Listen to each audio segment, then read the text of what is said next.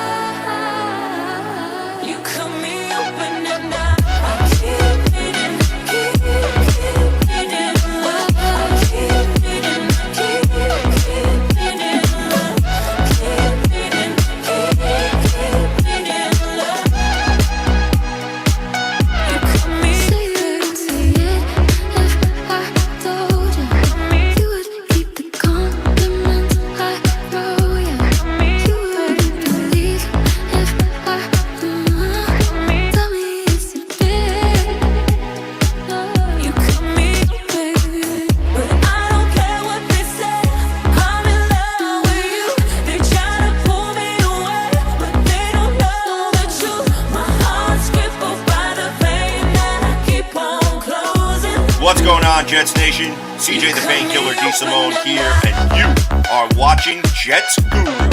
Now, give it up for your host, Mr. Daniel Smith!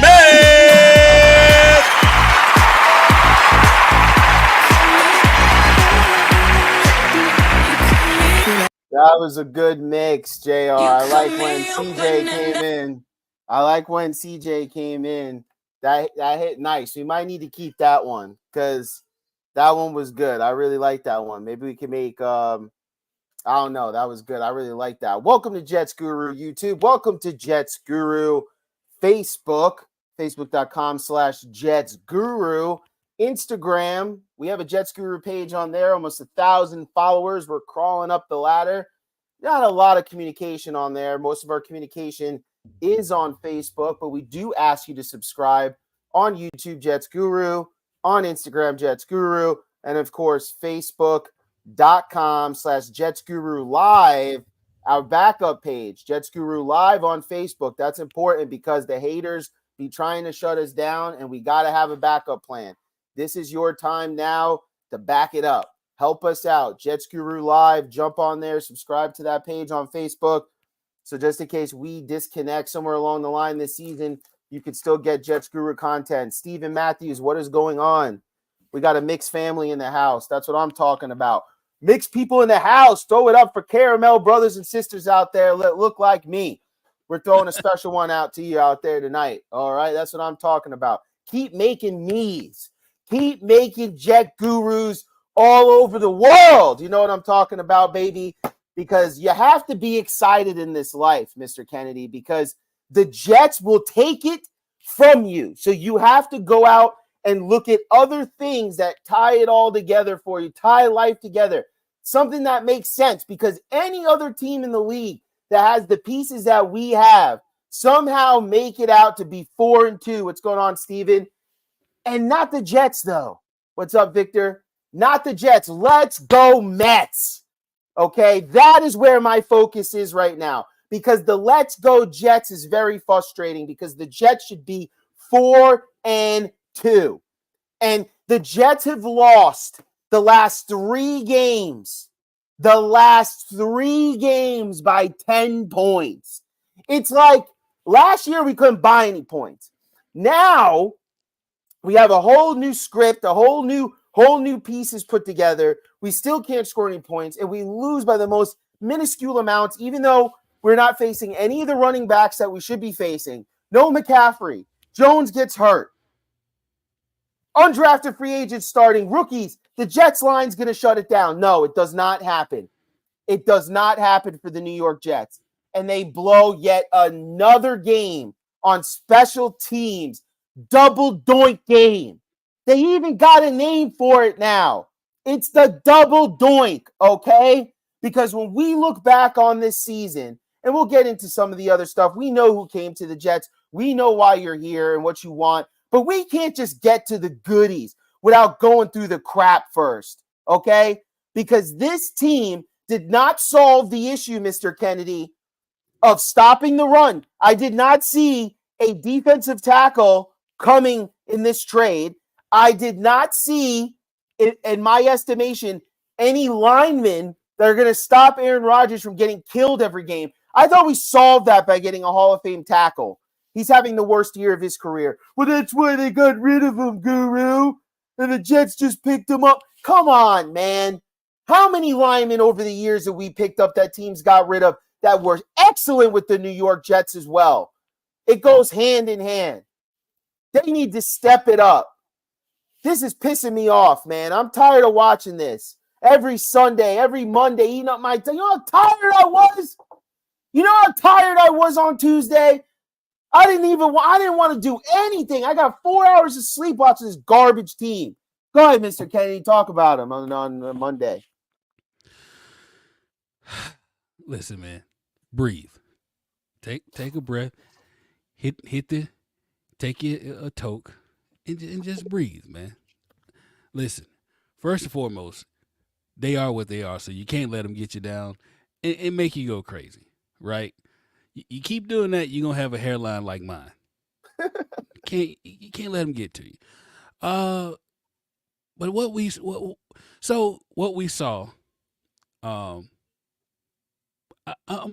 actually not even mad about it. Outside of the blown kicks, but we saw a new OC, and the offense looked 1,000 times better. The early returns are great. The early returns on that investment look great, right? Because of self-inflicted, bad kicks, Tyron Smith being a bonehead, getting that holding penalty when Braylon just tiptoed right into the end zone. We're looking at a 30-point, game. So the offense is there, right? The moving the ball is there. Aaron had 124 yards first quarter, somewhere, like Breece Hall had his best game of the year. This is the second best rushing game that the team has had this year. Like, the offense is there, and it's getting even better because of who we got coming in now. So I wasn't mad about it. Offensively, defensively, pissed. Couldn't stop a nosebleed. Like you said, we got undrafted free agents. And shout out to Ray Davis. He ran the ball down their throats. Shout out to Jordan Mason. He did the same thing. Shout out to. Yeah, give up, shout out. So, we saw a different offense. We saw motion. We saw screens. We saw stacks. We saw bunches. All the stuff we said we wanted to see, we saw it. And we saw how it worked. Now they just got to finish as strong as they started. So, hopefully, hopefully we get better as far as like the stupid stuff, the penalties. Javon Kinlaw should be deactivated for this next game, in my opinion. That's just me. But outside of the dumb player issues, the offense looked pretty damn good. Defense got stops when they needed, for the most part, except for running the ball, and then Clemens not staying at home at the end. Duh. So there's definitely room for improvement, and hopefully we'll get that, man. I just over the years, every Jets team that cannot stop the run never has success.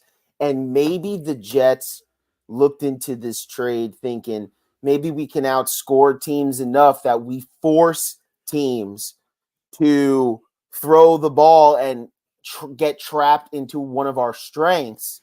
And maybe that could help out, because the Jets need to do something with Mike Williams. And honestly, at this point, you can't get rid of Lazard. He's too productive in this offense with Aaron Rodgers. That would be dumb. Lazard, what the problem with Lazard is, Lazard's running too many routes that other athletic wide receivers should be running. That's the only problem with Lazard, and obviously the drops. But that's the only problem with Lazard. Lazard is running routes that should be quicker routes to develop, but because he's not that type of receiver, it takes a little longer for things to develop. Then you got a guy, Wilson, on the other side who's getting double teamed a lot of times. So it makes it a little tough for things to develop, and then the offensive line is not blocking. So maybe when this trade happens, then you have a better, you say we're going to beat teams down. We're going to force them to throw the ball to move away from our weakness, right?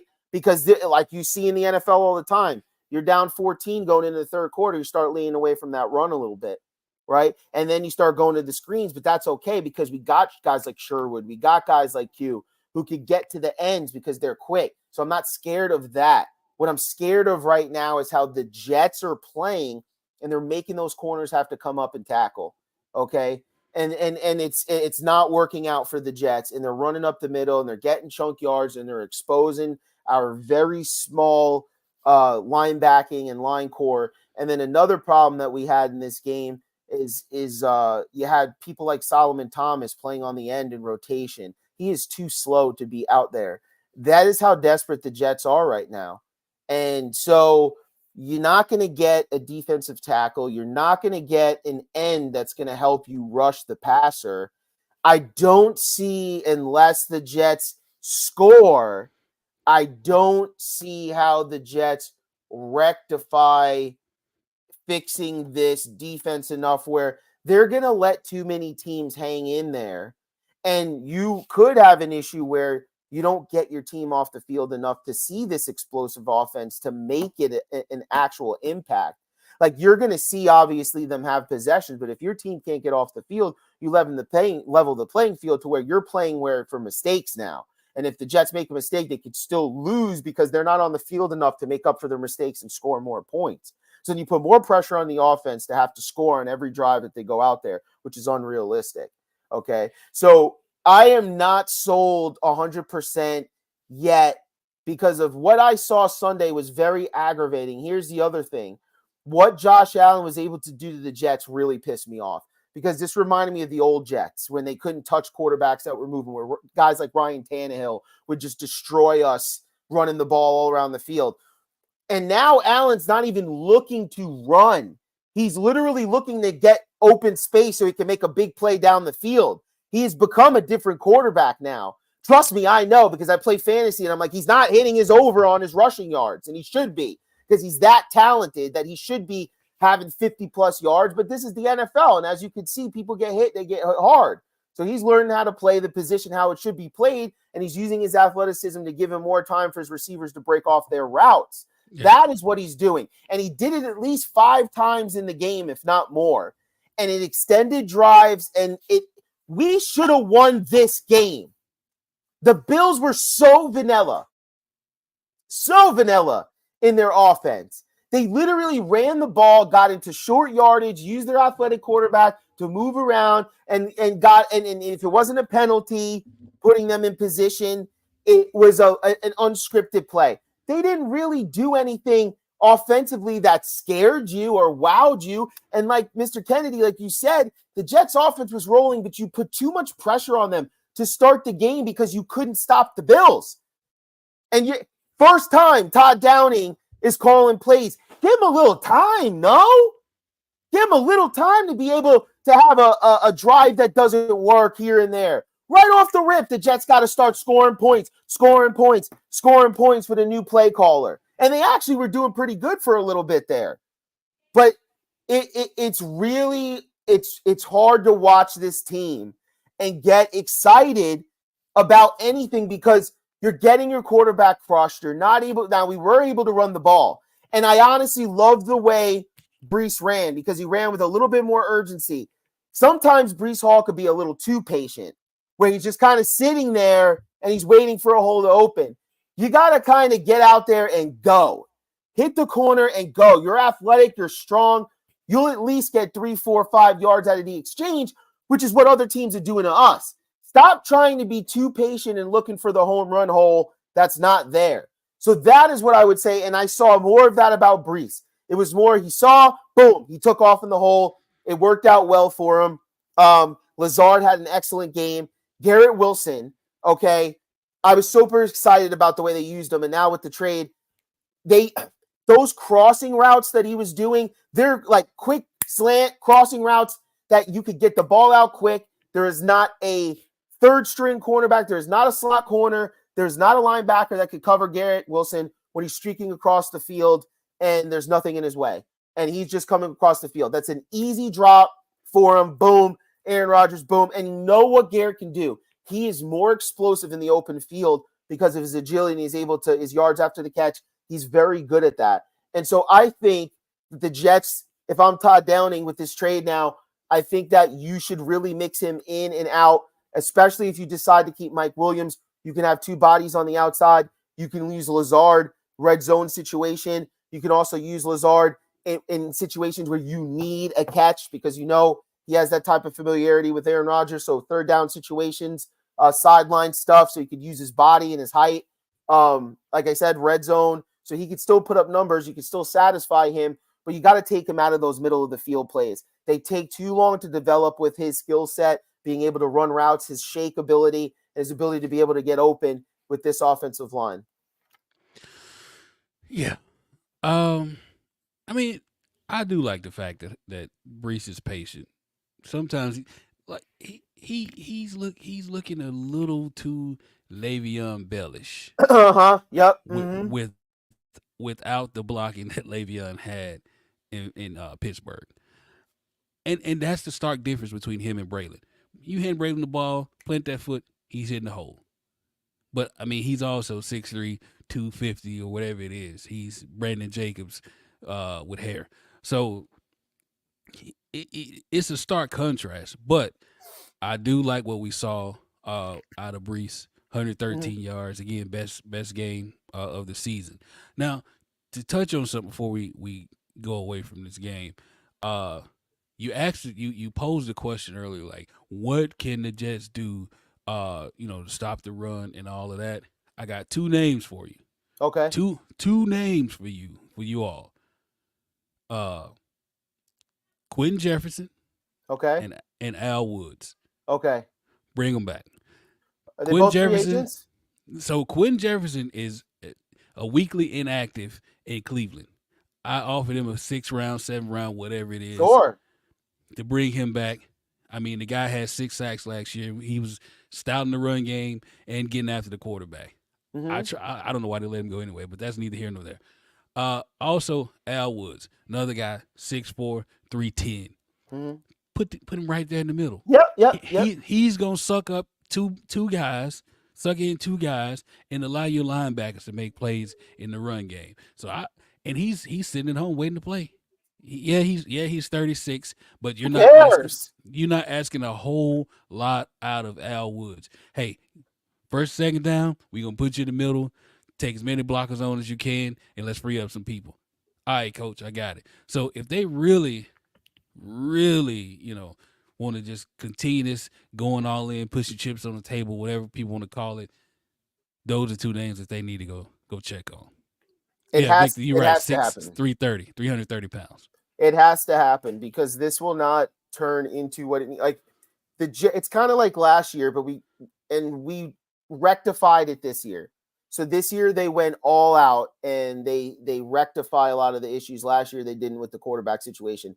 You now see what your team is going almost 8 weeks in now. Okay, so you're going almost 8 weeks in, and the Dodgers are up 1-0. That sucks. And there's no outs, so there's more runs to come. So moving along with that, man, I just can't. My teams just annoy the crap out of me, man. See, this is it. All of a sudden, you peek over at the score. Let's go Mets. You got to come back. You got to get it going. You're at home. It's the opener. But, it's really frustrating watching this team because it's not going to come into play until you get that fix. And you got to get Quinn some help down there because he's just not getting a lot of help, and it's not freeing him up to be Quinn Williams to the point where it's kind of like Sean Ellis. When Sean Ellis was with the Jets all these years, he never really got a chance to be himself very often because he had to take on the load a lot. And you don't want to waste someone's talent, someone like Quinn Williams in his prime, because you don't have other people on the line that can handle themselves and their own responsibilities and being able to get to the quarterback and stop in the run. So like you said, get Jefferson, get Woods in here. It'll cost you nearly nothing. It doesn't hurt you to do that because you're getting killed in the run anyways. You rotate them on a 1st and 2nd down on the package. And then 3rd down, you get your speedsters in there because it'll be more of a 3rd and 6, 3rd and 7, 3rd and 8 more situation Right now, you're getting 3rd and 2s, 3rd and 1s, 3rd and 3s, and you're just getting eaten alive. And I mean, you got a lot of athletic quarterbacks coming up when you look at the schedule. I mean, it's easy. It's one of the easiest schedules in the league, but so is the Buffalo Bills, right? So is the Miami Dolphins. Tua should be coming back. Not saying that they might make the playoffs, but they might give you some problems, right? These teams can give you problems, right? We have to play the Patriots again. Drake May, they put him in. He'll be tuned up by then, right? We got the Steelers. We got the Texans. They're playing good. You got Kyler Murray. He's bounced back. He's playing a lot better offensively. Your offense better be ready. The Colts, Joe Flacco, Richardson. These are all winnable games, but they're all games you could say, I can't believe the Jets lost to the Colts this week. This is at home. This is ridiculous. Like, just like we thought about the Broncos game, and we should have beat the Vikings with the opportunities. And so now we move into what we all were excited and, we should have seen before the start of the season, which would have been great, is Davante Adams. So Davante Adams comes to the New York Jets, and it's a super exciting time. This is the best on paper Jets offense I've ever seen in my entire life. That's for sure. The amount of talent that's on here. There's no excuses anymore. All your guys are here. Your quarterback coach is calling plays. Your system is from your offensive coordinator. Your secondary target is here. Your first target is here. No more excuses. It is time to put up. And it should happen, right? Adams should be able to get one-on-one situations, at least draw flags at least once or twice during the course of the game to put you in position to be able to score points. It should take attention away from Garrett Wilson, right, which is really exciting. Or there might be, if Garrett's having a big game, they might need to rotate, which means Adam might have some safety. And then maybe this opens up things for Lazard even more, and he's already having a good year. That's what you don't realize, that extra time that you needed on the offensive line. When you have someone might be on every play, somebody might be open now when you spread this thing out. And that's going to give Aaron just that little half second extra to be able to just flick that ball up there because he can trust who's out there. And they can't double team everybody. And I'm going to trust. And you've already seen some of the throws that Aaron has made, like weird throws, bro, like stuff that don't even look real. Like that one to Lazard where it went to the backside of the defender and almost hit the defender, but didn't. And it was a tight spiral. Remember that one in Lazard? It was like a magic trick. That was like the second time. Remember he hit Lazard in the end zone, but Lazard dropped it, the back shoulder. He does stuff like that all of the time. And it matters when you have another guy you could do that stuff with now. But that guy is on another level. And Garrett is going to eat because of this. And it's going to be really good for him. And it's going to open up the running game if your passing game is doing well. And now you can't stack the box when the Jets are struggling because you might get beat on a one-on-one situation that you really don't want. Or again, that we saw in the last game with 26 flags or whatever it was. It was barely watchable football in the fourth quarter with all those flags. And literally there's flags. There's penalties on every play. I just don't understand why they have to make the viewers go through this. Like some of it was really ridiculous. Like are we playing football or are we playing flag football? Like this is ridiculous. Some of the stuff that they're calling. And why can't a play be reviewable? You're already dragging through the mud for 4 hours anyways. Nonsense calls. At least have the teams have the ability to get them right when you screw them up. Or wait, maybe you don't want statistics set up showing how bad your refs actually are and the amount of times that they would have to overturn calls that are red flag, because it is absolutely ridiculous what I saw out there, and it's disgusting. But, hey, Adams is here. It's another talented wide receiver to the group. Hopefully it opens up the offense, and we blow Pittsburgh out, because that's what we're going to have to need, because we ain't going to stop the run. And thank God, thank the good Lord they're talking about starting Russell Wilson, because if Justin Fields is starting and he can use his mobility, he is going to extend drives. He's going to have a good game. So let's hope that they're thinking about putting Russell Wilson in, because it's a different type of play. So to touch on this Davante Adams thing, first and foremost, it's going to be crazy to see that Aaron Rodgers has three guys that he completely trusts out there. He trusts Adams. He trusts Lazard.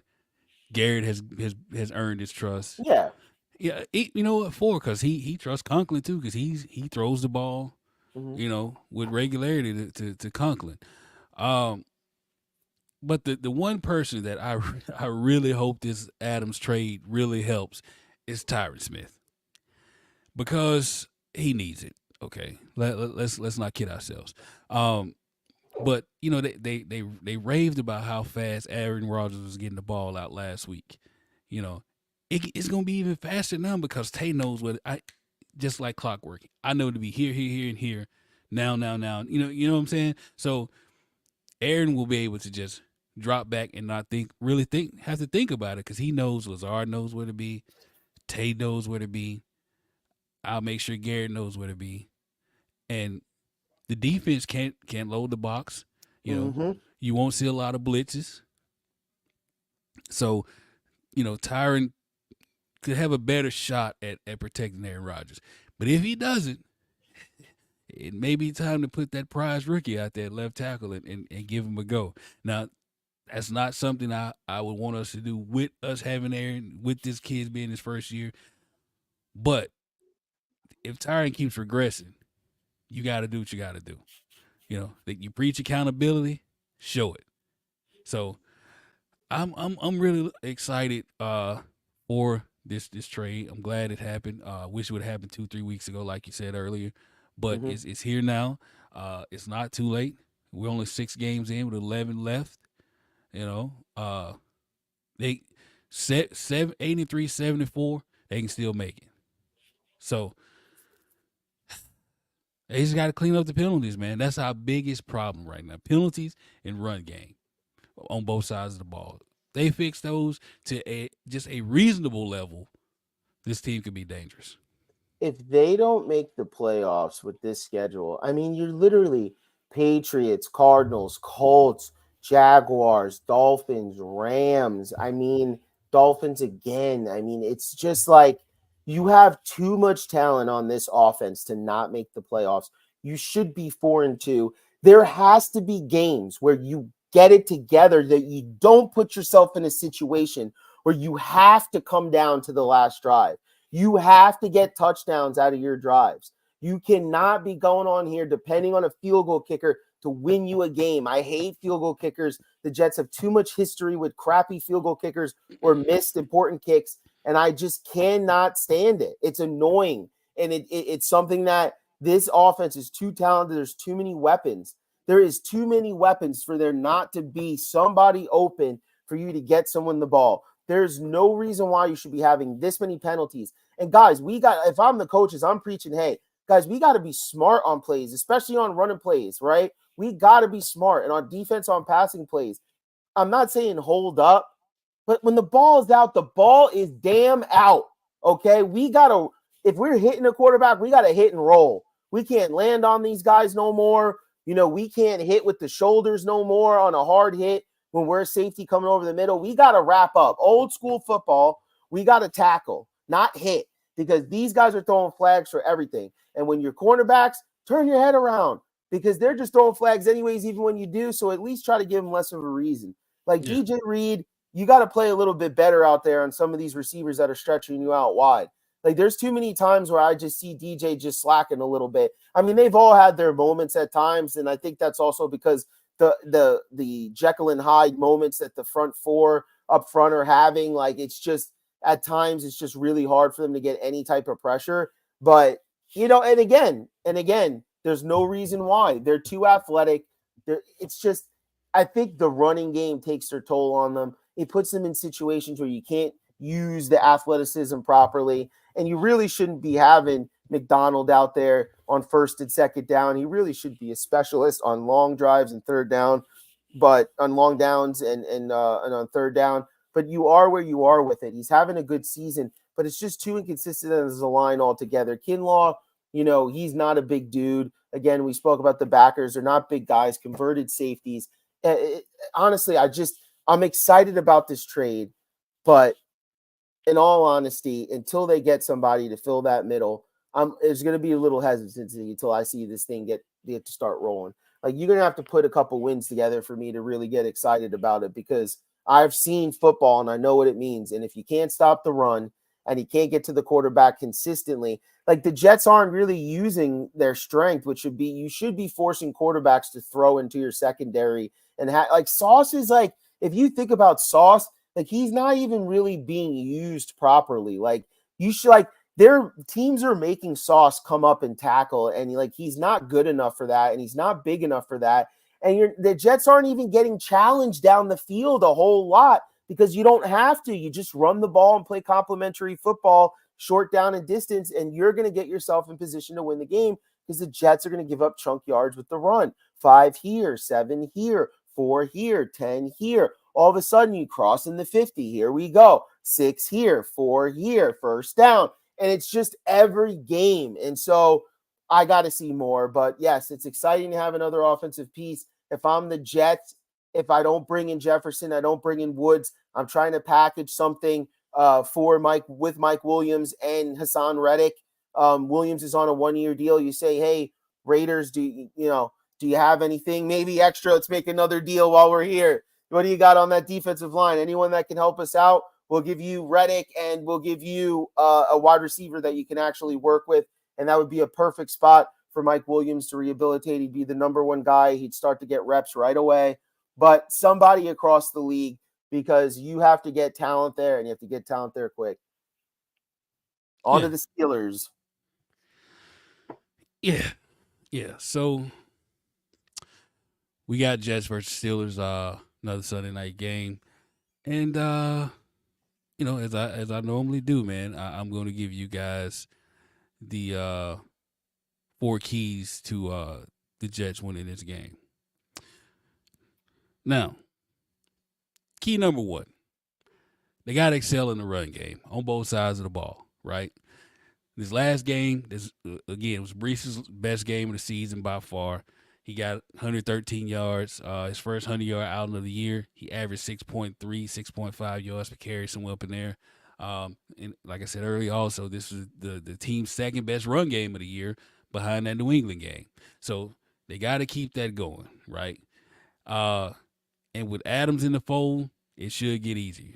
Teams can't load the box. Teams got to worry. We can run a lot of, 3 wide, 1 running back sets and hand the ball off, draws, all of that.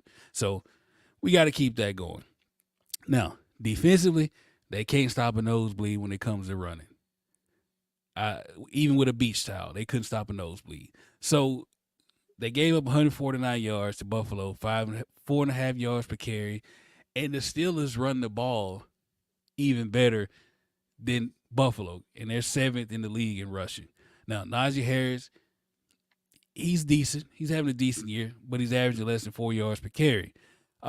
Justin Fields was the one doing all the heavy lifting of that run game. He has 5 of their 6 rushing touchdowns. And speaking of him, that brings me to key number 2. Prepare for Russ, but be ready for Just. Tomlin came out, said about Russ starting. Now, this could create problems in the passing game, especially if they can get Pickens going. Dude's got probably some of the best hands in the league, if we're being honest.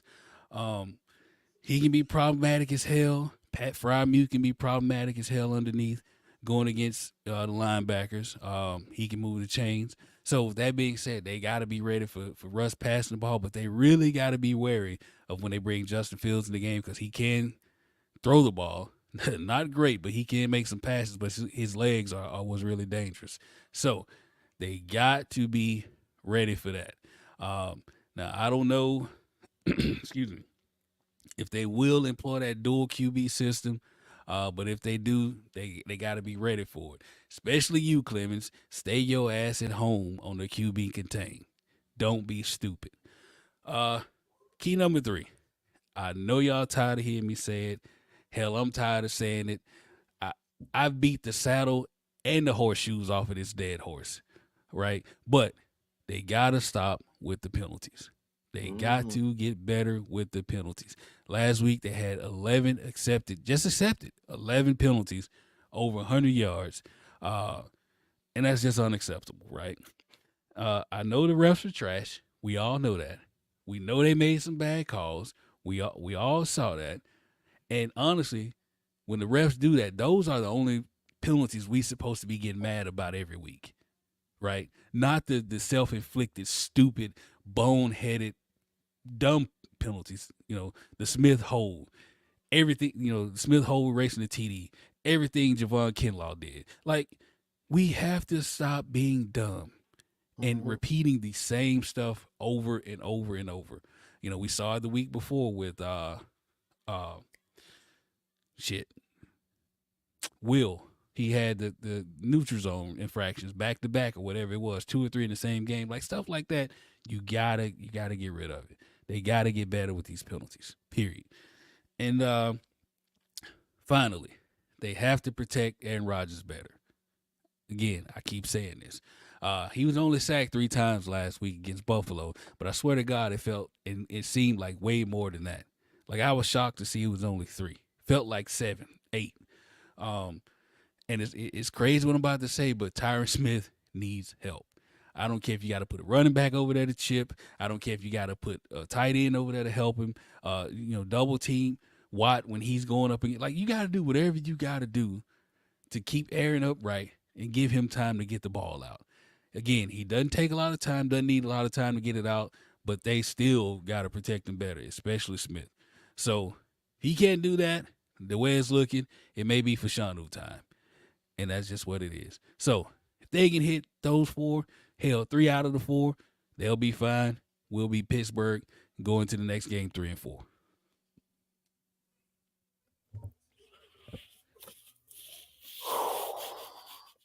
The Mets have bases loaded, and they had 1 out. Francisco Lindor. It's a 2-2 count, 2 outs, bases loaded, and we need a run here. So I don't know what to tell everyone, but this is serious business. He popped it up. Did he pop it up? Screw the Dodgers, man. Dude, JR, you like every team from every place, man. You got such a weird taste in teams, bro. Nationals. I thought you were a Nationals fan at one time, bro, or something, man. My gosh, this is nonsense, dude. Let me just say this, Daniel Smith. As a Braves fan, I really my gosh, I'm surrounded by nonsense. You see how this is? This is why you can tell Jet Scooter is not biased, right? Because he lets everybody come to. No, he didn't swing. He didn't swing. Do not tell me anything, JR. Because I'm like a play behind or 2. No one say anything. I'm watching it right here. But, for me, the Jets have to come out and they have to bludgeon the Steelers with offensive ability. And that's all it comes down to, because the Jets can't stop the run. And it doesn't matter the fact that Cordarrelle Patterson, and he struck out. My gosh, I can't do this. I can't do this. His base is loaded. It doesn't matter. It doesn't matter. The Jets can't stop the run. Warren is out. Patterson is hurt. Najee Harris hurt. It does not matter. As long as they have someone running the football, they will get positive yards in this game. And so as far as I'm concerned, it's going to be a close, grinding game. But it changed when Davante Adams came to the New York Jets. Because even though Pittsburgh is only giving up 86 points the whole season, things change a little bit when you have a receiver that can challenge your team. Because this is the thing, that if the Jets do this correctly, right? Once you get down to, all right, I put my best corner on Davante, and maybe I even double up top. Maybe if I go 2 safeties, right, to take away the top, I still got to deal with Garrett underneath, right? So I can nickel and dime all day with Garrett. We already saw he threw Garrett the ball about 45 times 2 games ago, so we know we could work that offense. So it's really going to come down to the running game, like Mr. Kennedy said. If the Jets can't run, they're going to be predictable. It's going to be hard to score. But if the Jets could just get a little bit going, I'm not saying they need to have 150 yards rushing, but if you can have 87, 90 yards rushing, and some of that rushing is in getting first downs, it might be a little bit of a grinder. That's key. That's okay. That is really the main thing, because if you could just be a regular football team with the fact that you should, with the running backs that you have, then you're going to open up the passing game, and it's going to be hard for Pittsburgh to pick who they really want to target schematically. And what makes it really hard with Adams that no one is really talking about, not even the big wigs on TV, is, again, the familiarity with the quarterback and the ability at any given time for Rodgers to just back shoulder this type of so he's going to have, I believe, a little bit more time to throw the football. I think that there's more talent on the field. There's going to be more explosive plays once this gets going here down the next couple of games and everyone gets loose and accustomed to how they're going to be playing. Remember, Downing is calling plays now. I honestly love the way he called plays to start out the game. I thought this is what I was supposed to see. And it wasn't predictable. And I just love and I was like, man, come on, man. This was all in the playbook, dog. And you weren't using this and you designed this thing. Man, what is this guy doing? Like, maybe he should just write plays then. And then because I don't understand it. Like, it's the same offense, but just the way that you're lining up your calls, it really comes down to that. Dang, man, it's just like, because this is the offense that we should have saw. So, all in all, I think the Jets. Oh man, I don't know what to even say here because I want to pick them to win, obviously, but until the Jets show me that they can actually win a game, it's just. I mean, Pittsburgh should be an inferior team. I'm picking the Jets to win 20-17. That's what I'm doing. The Devontae thing is not going to be as big as we think it is this week because we're playing a good team. I think TJ does touch Mr. Rodgers a bunch. I do think we have to rely on special teams again, and I think we win by 3 points in the last second field goal. Huh. I'm honestly shocked. I actually have us winning this game 27-20. I do think that they'll be able to run the ball. I think Lakey Fotu will show up better this game. I do think they'll do better, do better in the run support.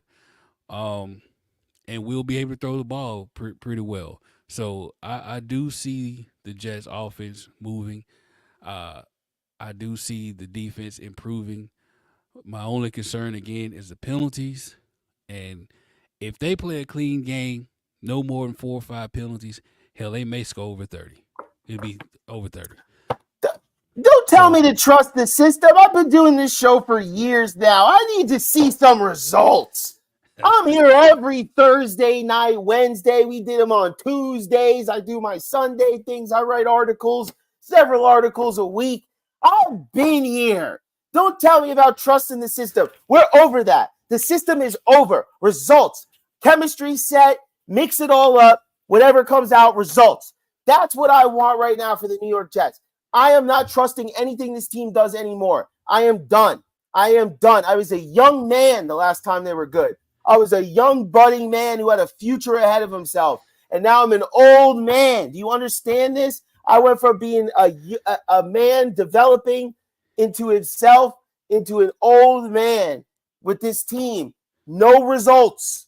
0. I got one season where we almost made the playoffs, and then Fitzpatrick crapped the bed, okay?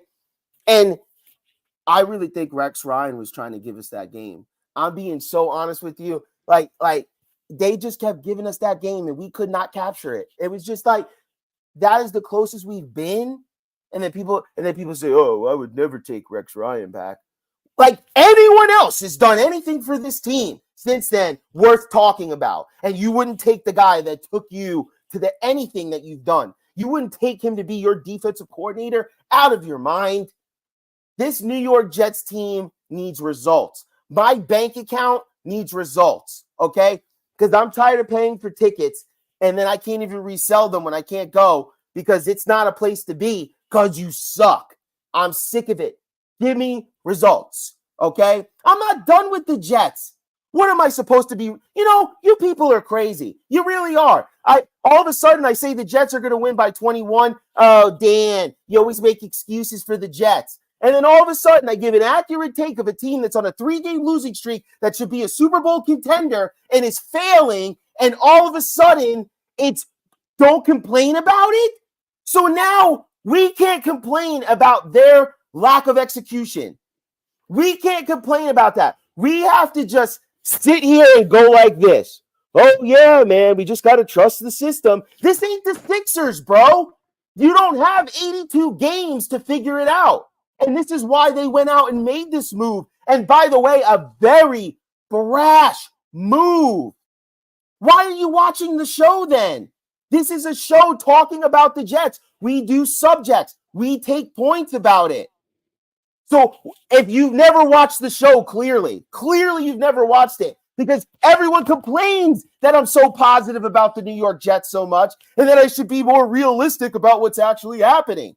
So here I am talking. Look at Victor's laughing because you can't win with New York Jet fans. This team should be 4-2 and they're not. And good teams find a way to win, and that's a fact. And they haven't been able to do that. And they haven't been able to stop the run. And they haven't been able to protect their 40-year-old quarterback. That is what actually is happening. So if you're happy with that, 100% good for you. But I am not. And I expect more out of this football team. And that is why Woody Johnson fired his head coach. So don't blame me for saying the honest things that people should say about this football team, mind you. And you're watching my damn show. So at the end of the day, this team needs accountability. So if they come out here on Sunday and they crap the bed, am I supposed to sit here and say, oh, yeah, here we go, 14 seasons, no playoffs? No, absolutely not, 100%. Goodbye, Jetman. Don't care. All right? Because we cannot have people out here delusional talking about the New York Jets as if this is a high school prep rally. These are $1 million players, okay, that get paid a lot of money. And we spend a lot of money as fans to go to these stadiums, to watch these games, and spend a lot of time where we could be heading out with our family, we could be doing things. We expect more out of this football team. And this is why Woody Johnson made these moves. So I should expect to see it. And until I do, I'm not going to sit here and say that Jets are going to be blowing out teams 35-17. Show me. Prove it to me. And then I'll start saying that the Jets will start blowing teams out. Because right now, as we stand, they're a 2-4 football team. And you go look at the percentages on how many 2-4 football teams make the playoffs. And it doesn't matter who's on your damn roster. Okay? So I need the Jets to come out here and win games. JR needs to leave and go spend some time with his family now. And so am I. Jets need to step up. They win 2017 as they figure it out. But I hope it's a Tyrus Kennedy prediction and they win by 30-something. JR, thank you for the great looks here. Fans, sharpen up and tell me what you want. Because I can't be everything all at once for you people. At one moment, I'm too accepting of the Jets. And in the other moment, I'm too harsh on the Jets. And I should accept my 2-4 record with a smile and a Diet Coke. Thank you so much for tuning in to Jets Guru. I am your host, Daniel Smith. This is my co-host, Tyrus Kennedy. We are Jets Guru. Peace out.